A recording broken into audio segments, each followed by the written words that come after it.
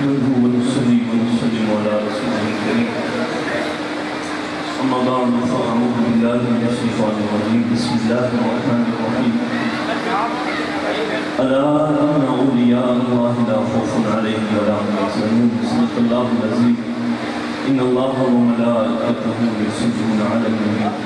يا أيها الذين آمنوا صلوا عليه وسلموا تسليما وغفر لي الصلاة والسلام عليك يا سيدي يا رسول الله وعلى آلك وأصحابك يا سيدي يا حبيب الله مولاي صل وسلم دائما أبدا على حبيبك خير الخلق كلهم دیدار کے قابل تو کہاں میری نظر ہے وہ بس بھی ہے سبحان اللہ دیدار کے قابل تو کہاں میری نظر ہے یہ ان کا کرم ہے کہ ان کا رخ ہے یہ ان کا کرم ہے کہ ان کا رخ ادھر ہے معزز حاضرین و سامعین اللہ تبارک و تعالی جل جلالہ کی حمد و ثنا کے بعد اور آقا دو جہاں امام الانبیاء بی بی کبریا جناب محمد مصطفیٰ صلی اللہ علیہ وسلم کی بارگاہ اقدس میں ہدیہ اسلام کا نذرانہ پیش کرنے کے بعد آج دو میری شریف کی اس عظیم دھرتی پر حضور خواجہ خواجہ حضور والی زمان شہنشاہ ولایت حضور سلطان الفقراء حضور خواجہ پاک شریف محمد شریف رحمت اللہ علیہ آپ کا اس سے منفعات منایا جا رہا ہے جس کے اندر حضور قبلہ عالم پاک دامت برکاتہ مطلوب خصوصیات پیغمبر ناچیز کی بھی حاضری ہو رہی ہے دعا وہ ہو کہ اللہ رب العزت ہم سب کی حاضری کو اپنی بارگاہ الہی ذات کے اندر قبول و منظور فرمائے اور یہ دارین کی سعادتوں سے اللہ تعالیٰ ہمیں مالا مال فرمائے اور یہ آج کی عظیم الشان حاضری کا قیامت کے دن ہم سب کے لیے ذریعہ نجات بنے اللہ کی وقات نہ کوئی میں عالم ہوں نہ کوئی میری حیثیت نہ کوئی میری اوقات یہ بس ذرا نوازی ہے اس گھرانے کی اس آستانے کی حضور والی شہنشاہ زمان والی زمان کے نگاہ کرم اور حضور قبلہ عالم پاک کی خصوصی شفقت عنایت مجھ جیسے ناچیز پر کہ جو ہر موقع پر خصوصی طور پر مجھ جیسے ناچیز کو یاد فرماتے ہیں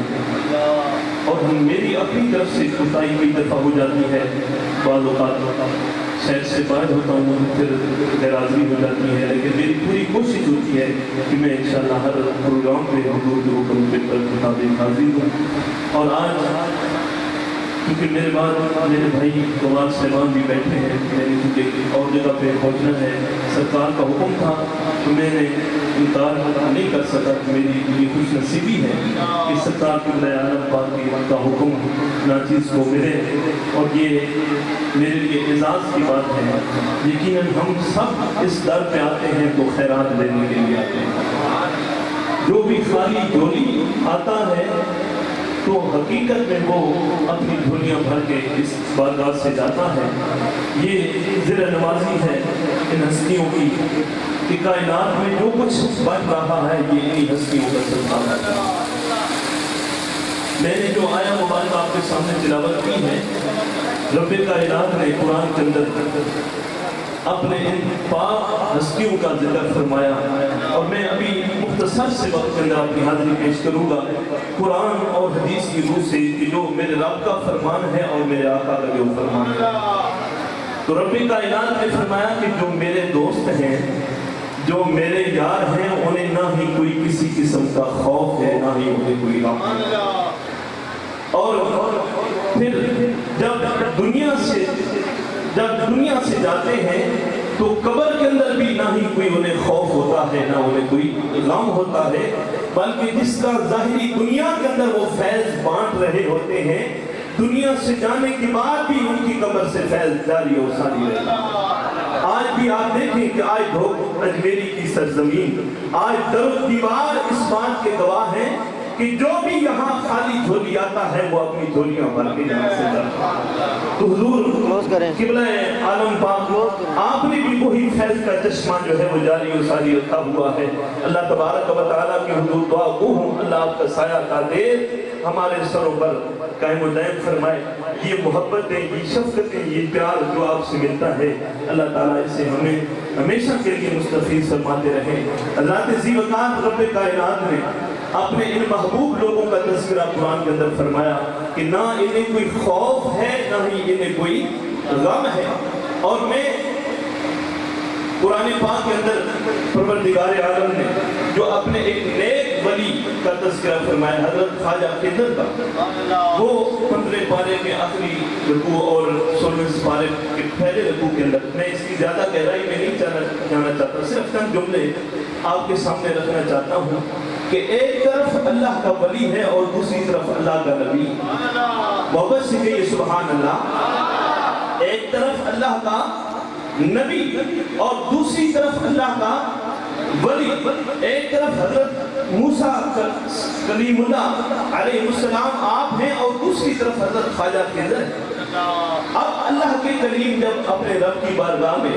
التجا کرتے ہیں کہ اے پروردگار میں تیری کسی محبوب اور کامل ہستی کا دیدار کرنا چاہتا ہوں، تو پروردگار عالم نے فرمایا میرے کلیم اگر ملنا چاہتا ہے تو وہاں چلا جا جہاں دو دریا آپس میں ملتے ہیں.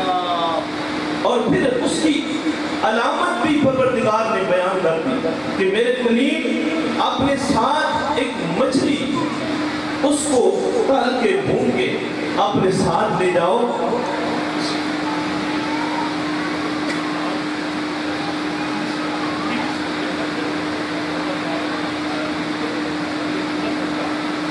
کیونکہ یہ قرآن اللہ تبارک و تعالیٰ کی وہ کتاب ہے کہ بسم اللہ رب ولا یابس الا فی کتاب مبین، کہ ہر خشک اور تر چیز کا تذکرہ اللہ نے قرآن کے اندر بیان کیا. وہ ایک مرتبہ اپنی قوم سے جب خطاب کر رہے ہیں کہ اے میری قوم اس وقت روئے زمین پر میرے پاس علم لدنی ہے اور دنیا کا اللہ نے مجھے علم عطا کیا ہے، روئے زمین پر میرے علم کے برابر اب کسی کا علم نہیں. تو پروردگار نے فرمایا کہ میرے کلیم تجھ سے بھی بڑا علم رکھنے والا اس روئے زمین پر موجود ہے. موسیٰ علیہ السلام حیران ہو گئے کہ یہ جو علم لدنی اللہ نے مجھے علم عطا کیا، اب اس روئے زمین پر میں پیغمبر ہوں، میں اس کا کلیم ہوں، لوگوں کو ہدایت کا راستہ بتا رہا ہوں اور اللہ نے مجھے علم عطا کیا ہے، اور میرے علاوہ کون ہے جو اس روئے زمین پر اتنا عالم ہے، اتنے علم والا ہے. تو پروردگار عالم کی بارگاہ میں اللہ کے کلیم کا اشتاق بڑا کہ یا اللہ میں اس تیرے عظیم ولی کا دیدار کرنا چاہتا ہوں، وہ علم لدنی جس کو ظاہر اور باطن کا تو نے علم عطا کیا ہے اور جو اس دنیا کے اندر علم بانٹ رہا ہے اور بھٹکے ہوں کو راستہ دکھا رہا ہے، گرتے ہوں کو سہارا دے رہا ہے. یا اللہ میں اس کا دیدار کرنا چاہتا ہوں، میں اس کا کیا کرنا چاہتا ہوں؟ دیدار کرنا چاہتا ہوں. تو پروردگار عالم نے فرمایا کہ جہاں دو سمندر ملتے ہیں، کیونکہ پہلے عرض کیا کہ میں بالکل اختصار کے ساتھ صرف اشارتاً، آپ نے علماء سے یہ واقعہ سنا ہوگا، میرے حضور قبلہ عالم پاک کی تشریف فرمائے، میں اشارتاً کوٹ کرنا چاہتا ہوں کہ ان ہستیوں کا کیا مقام ہے، اللہ کے ان محبوب لوگوں کا کیا مقام ہے کہ جن کے متعلق میرا رب فرماتا ہے، حدیث قدسی ہے کہ میں ان کے ہاتھ بن جاتا ہوں جن سے یہ پکڑتے ہیں، میں ان کی زبان بن جاتا ہوں جن سے یہ بولتے ہیں، میں ان کی آنکھیں بن جاتا ہوں جن سے یہ دیکھتے ہیں، میں ان کا دل بن جاتا ہوں جس سے یہ ارادہ کرتے ہیں، میں ان کے پاؤں بن جاتا ہوں جس سے یہ چلتے ہیں. بڑی طویل حدیث قدسی مفہوم میں نے عرض کیا. تو پروردگار عالم کی بارگاہ میں موسیٰ علیہ السلام جب یہ التجا کرتے ہیں، اللہ نے اشارہ فرما دیا میرے کلیم وہ میرا محبوب ولی وہ وہاں ملے گا جہاں دو سمندر ملتے ہیں. ساتھ مچھلی کو بھی لے لیا. اب مچھلی کو لے جانے کی ضرورت کا جو بات آپ کے سامنے رکھتا ہوں، ہم مردہ دل جو یہاں آتے ہیں اور یہاں آ کر ہمارے مردہ دلوں کو جلا ملتی ہے، وہ مچھلی کیونکہ اللہ کے پیغمبر کا ہر قول اور ہر فعل وہ امت کے لیے مشعل راہ ہوتا ہے. موسیٰ علیہ السلام وہ مچھلی بھون کے ساتھ لے جاتے ہیں وہاں جا کے یوشع بن نون آپ کے خادم خاص وہ بھی ساتھ، تو آپ نے فرمایا کہ یوشع ہم جس منزل کی طرف جا رہے ہیں وہ ہماری منزل ہوگی جس جگہ پہ یہ تلی ہوئی مچھلی، یہ فش اس جگہ پہ زندہ ہوگی، وہی ہمارا مقام، جس جگہ پہ مردہ زندہ ہوا کرتے ہیں وہی ہمارا مقام ہوگا۔ تو چلتے چلتے جب وہ دریا کے دو دہانے جہاں ملتے تھے، موسیٰ علیہ السلام پہنچے، سو گئے، تو یوشع بن نون آپ بھی آپ کے ساتھ ہیں، تو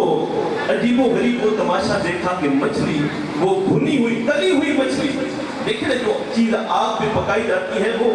زندہ رہتی ہے؟ بولو نہیں رہتی، اب وہ بھنی ہوئی تلی ہوئی مچھلی ساتھ ہے۔ تو یوشع عجیب منظر دیکھتے ہیں کہ وہ مچھلی پھڑکتی ہے اور اس تھیلے کے اندر وہ زندہ ہو کے چھلانگ لگا دیتی ہے اس دریا پر، سمندر کے اندر، اور جدھر جدھر سے وہ گزرتی گئی وہاں سے جو ہے وہ ایک راستہ بنتا گیا، غار بنتی گئی۔ یوشع بڑے حیران ہوئے، لیکن ادھر اللہ کے کلیم آرام فرما رہے ہیں۔ تو اب یہ بات دوبارہ بھی نہ سمجھی کہ آداب کے خلاف ہے، اگر میں اللہ کے کلیم کو بیدار کرتا ہوں تو یہ بھی بارگاہ نبوت کے اندر جو ہے وہ بے ادبی کا ایک مقام ہوگا۔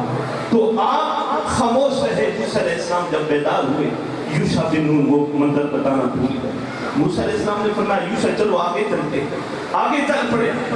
آگے چل پڑے۔ جب آگے تھوڑا سفر طے کیا، اللہ کے کلیم نے فرمایا کہ یوشع وہ مچھلی کدھر ہے جو تلی ہوئی تھی ساتھ؟ تو یوشع بن نون دس عرض کرتے ہیں کہ اللہ کے کلیم جب آپ آرام فرما رہے تھے تو وہ مچھلی جو ہم بھون کے ساتھ لائے تھے وہ فوراً زندہ ہو گئی اور اس نے چھلانگ لگائی اور دریا کے اندر وہ اللہ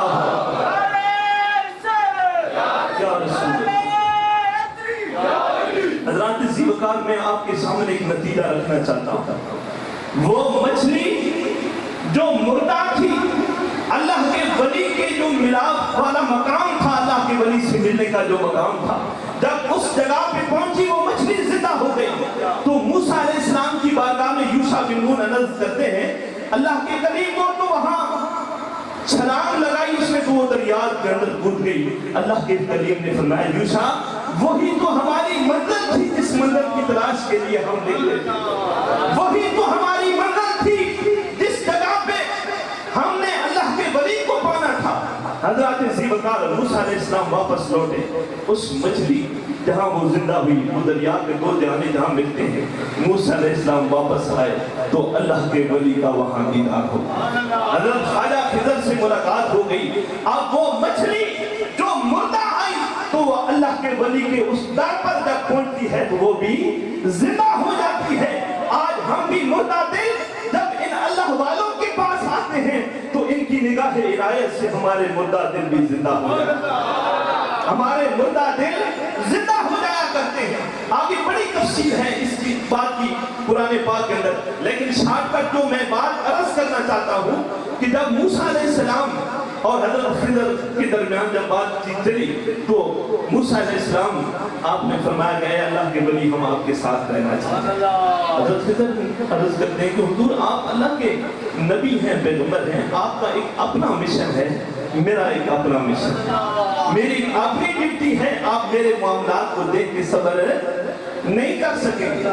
تو قرآن اس بات پر شاہد ہے کہ جب اللہ کے کریم کا اصرار بڑھا کہ نہیں خضر ہم آپ کے معاملات دیکھنا چاہتے ہیں، آپ کی ڈیوٹیاں دیکھنا چاہتے ہیں کہ آپ کی ڈیوٹیاں کیا ہیں، تو آپ نے فرمایا ٹھیک ہے آ جائیں آپ میرے ساتھ۔ جب وہ دریا کے کنارے پہ پہنچے، وہ کشتی جب اس کشتی پہ سوار ہوئے، موسیٰ علیہ السلام بھی ساتھ ہیں، یوشع بن نون، حضرت خضر بھی ساتھ ہیں، تو حضرت خضر نے اس کشتی کے دو پھٹے جو ہے وہ پھیڑ دیے۔ موسیٰ علیہ السلام آپ چیخے چلائے، آپ نے فرمایا خضر یہ کیا کرنا چاہتا ہے؟ تو نے اس لیے پھٹے پھیڑے ہیں کہ یہاں کشتی کے اندر جتنے سوار ہیں سارے غرق ہو جائیں۔ آپ نے عرض کیا اللہ کے کریم میں نے پہلے یہ عرض کیا تھا کہ آپ میرے معاملات کو دیکھ کے صبر نہیں کر سکے، تو اللہ کے کریم نے فرمایا کہ نہیں اب ایک مرتبہ ایک چانس اور ہے، اب میں نہیں بولوں۔ آگے گئے، دریا عبور کیا، آگے ایک معصوم بچہ کھیل رہا ہے اور گناہوں سے پاک وہ معصوم بچہ کھیل رہا ہے، تو اللہ کے ولی حضرت خضر اس بچے کو پکڑتے ہیں اور اس کی گردن کو مروڑا اور اس کو وہاں مارا۔ اللہ کے قریب حیران ہوئے کہ یہ خضر یہ کیسی ڈیوٹی ہے، یہ تیرا کیسا مشن ہے، تیرے یہ کیسا کارنامہ ہے کہ تو اس مردہ بچے کو، معصوم بچے کو یہ گناہوں سے پاک بچاؤ، اس کو تو نے مار ڈالا۔ تو پھر آپ نے وہی بات دہرائی کہ اللہ کے قریب میں نے پہلے عرض کیا تھا، تو پھر اللہ کے قریب کو وہ وعدہ یاد آیا کہ نہیں اب میں خضر ایک مرتبہ اور تھا، اب نہیں بولوں گا۔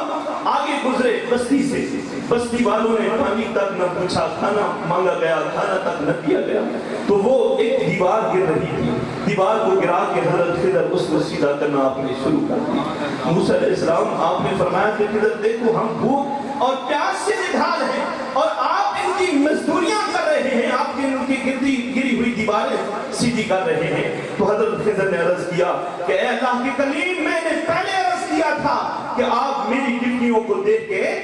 آپ برداشت نہیں کر سکیں گے، آپ کا کام ہے لوگوں کو ہدایت کا راستہ دکھانا اور میرا کام ہے بھٹکے ہوئے لوگوں کو راہ راستے کام کرنا، گرتے ہوئوں کو سنبھالنا اور مردوں کو زندہ کرنا۔ وہ بچہ جس کو میں نے قتل کیا وہ ماں باپ کا بڑا لاڈلا بیٹا تھا، بڑے ہو کر اس نے کافر بننا تھا اور اس کے کفر کی وجہ سے اس کے ماں باپ بھی جو ہے وہ کفر پر آ جاتے، تو اس لیے ہم نے سمجھا کہ ہم اس بچے کی جگہ انہیں متبادل بچہ تھا، ان کی عطاؤں پہ ناز کریں۔ یہ وہ آستانے ہیں کہ جن کے آستانوں پہ آ کر کوئی خالی نہیں جاتا۔ آج ہم سب ان آستانوں سے خیرات لینے آتے ہیں اور یقیناً جس نیت کے ساتھ، جس ارادے کے ساتھ آتے ہیں، یہ اللہ کے وہ مقبول بندے ہیں، یہ وہ محبوب ہستیاں ہیں کہ جن کی کوئی بھی بات اللہ تبارک و تعالیٰ رد نہیں کرتا۔ ان کے در پہ آ کے جو بھی سائل آتا ہے، جو سوال کرتا ہے، اللہ تبارک و تعالیٰ ان ہستیوں کے صدقے ان کے سوالوں کو پورا کرتا ہے۔ حضرت خضر نے بتا دیا اللہ کے قریب یہ ڈیوٹیاں ہیں، آپ کی ڈیوٹی اور ہے، میری ڈیوٹی اور ہے۔ اللہ کے نبی کا اپنا مقام ہے، اللہ کے ولی کا اپنا مقام ہے۔ وہ کشتی جس کے دو میں نے پھٹے اکھیڑے، وہ غریب دو بھائیوں کی کشتی تھی اور دوسری طرف ایک ظالم بادشاہ بیٹھا تھا اور میں نے دیکھا کہ یہ معصوم، یہ غریب بھائی ہیں دونوں اور ان سے وہ کشتی چھین لے گا تو ان کا یہ جو روزگار کا ایک ذریعہ ہے یہ ان کا ختم ہو جائے گا۔ میں نے اس کو اعتراض بنایا کہ تاکہ وہ بادشاہ ان سے کشتی نہ چھینے، اور وہ دیوار جو میں نے سیدھی کی اس کے نیچے ایک اللہ کے ولی کامل تھے جو دنیا سے پردہ کر گئے اور اس کا ایک معصوم بچہ تھا، اس کے دیوار کے نیچے ایک امانت پڑی تھی اور اس کی امانت کی ڈیوٹی ہمارے ذمہ تھی، اس کی حفاظت ہم نے کرنی تھی کہ جب وہ بچہ بڑا ہوگا، جوان ہوگا تو یہ امانت ہم ان کے سپرد۔ آپ اندازہ کریں، ہم یہ بات ایسی نہیں ہے کہ ہم آتے ہیں یہاں ایک رسمن یا دنیا کے لیے، یہ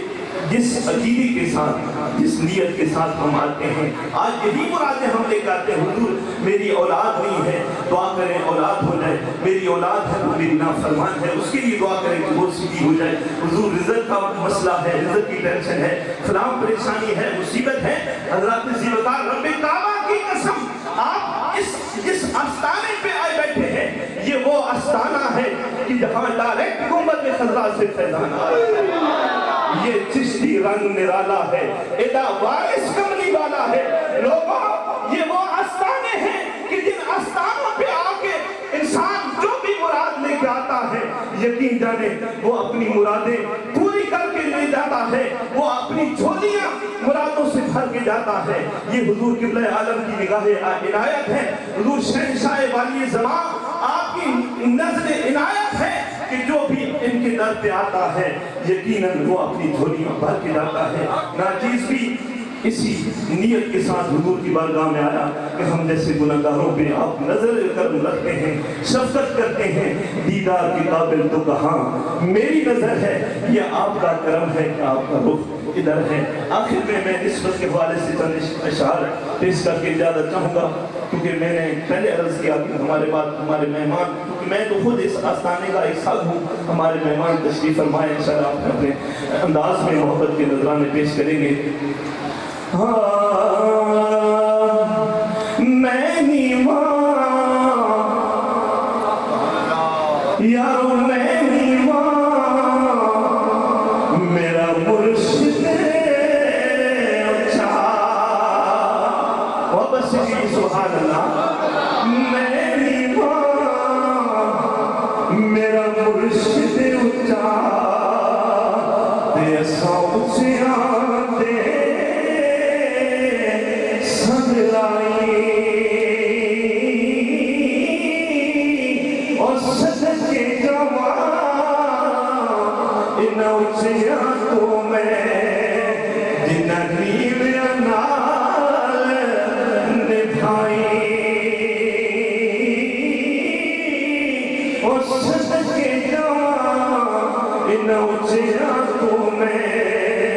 جنہ نیویا نال نبھائی جتر مرشد دا یارو خانہ کعبہ اتر مرشد دا یارو خانہ کعبہ اتے حج ضروری کریے اور تقوی رکھ کے محبوبہ والا ہے آدمارا ملیے اور تقوی رکھے محبوبہ والا ہے آدمارا ملیے کہ مرشد دے دروازے اٹھے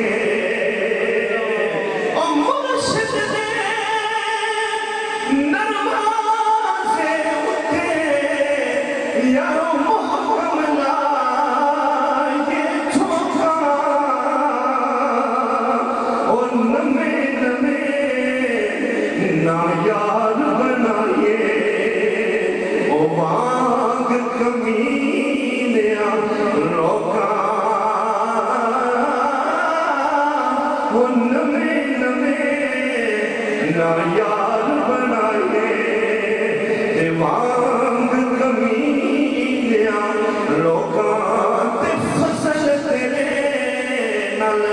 لوہے کرتے وہ بس یہ سبحان اللہ بڑی مزے کی بات تمہیں کشمیرہ سے رہا ہوں کے سامنے کہ کتا جس کو نسبت باتوں کے ساتھ ہوگی اس کو کیا ہوگا کہ فصل تیرے لوہے کر دے اس سنگ پھٹیاں تیرا کے تو کتے جنت جان محمد اس سنگ چلے آتے رل کے او کتے جنت جان محمد اس سنگ چلے آتے رل کے تے عملہ والے او لنگ لنگ جان اے عملہ والے لنگ لنگ جان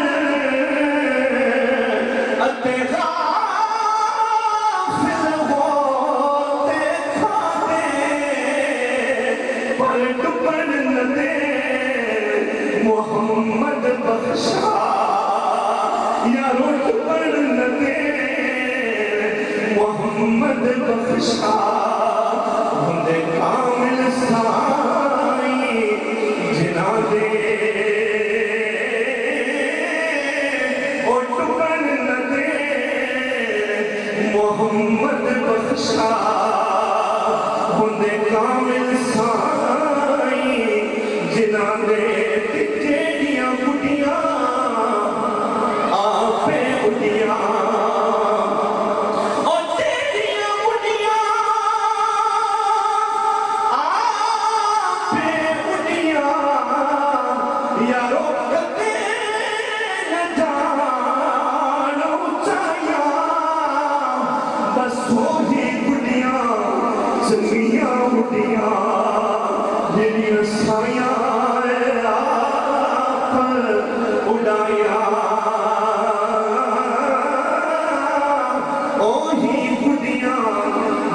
مستنیاں دیواں جڑیاں سایاں یاد اڑائیاں اور راہ تیرا تے ہر کوئی آکھے کہ میں بھی آکھاں راہ دے پر بن مرشد دے اور رانیوں ملنا اے گل مرسے راہ دے تے لکھ لباس او لکھ لباس جی بدلتے پائے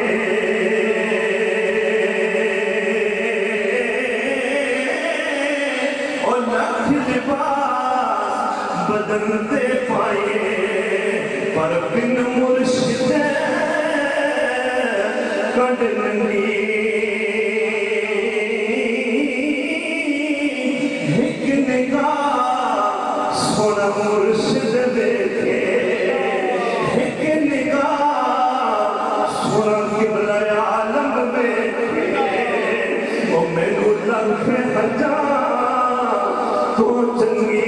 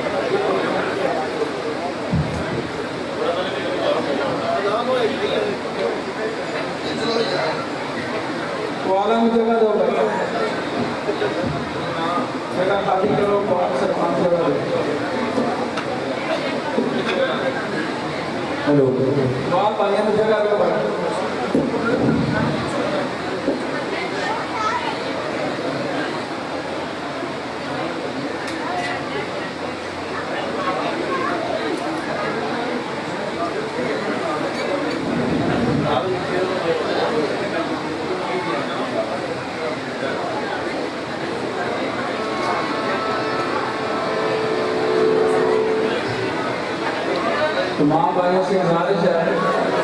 کہ اسحاق صاحب کچھ دور جو دے رہے ہیں مہربانی کر کے ان کے دل کھول کر حوصلہ افزائی کیجیے، اور جو ہمارے درباری کو آپ دعائی کرنے لگے ہیں ان کے دل کھول کر حوصلہ افزائی کیجیے، اور آگے جتنے بھی ضرورت نہیں ہے کہ لوگوں نے خدمت کرنی ہے، پیسے دینے ہیں، آگے دیں۔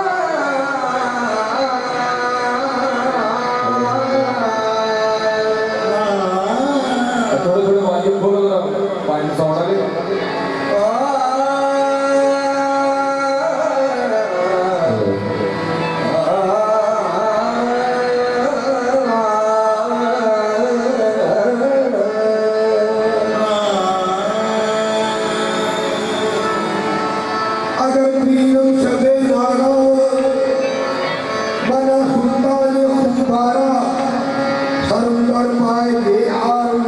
فدا سازم دیو جارا بکر دیکھا بکے کردم کہ روئے یار ملکابا طواف میں خانہ بابو سمائے مستارا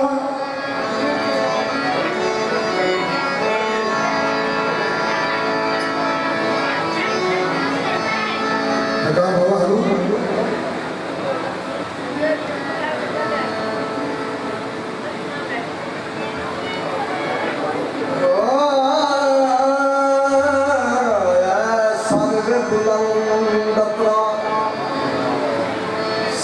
فتنہ بہر گاہ میں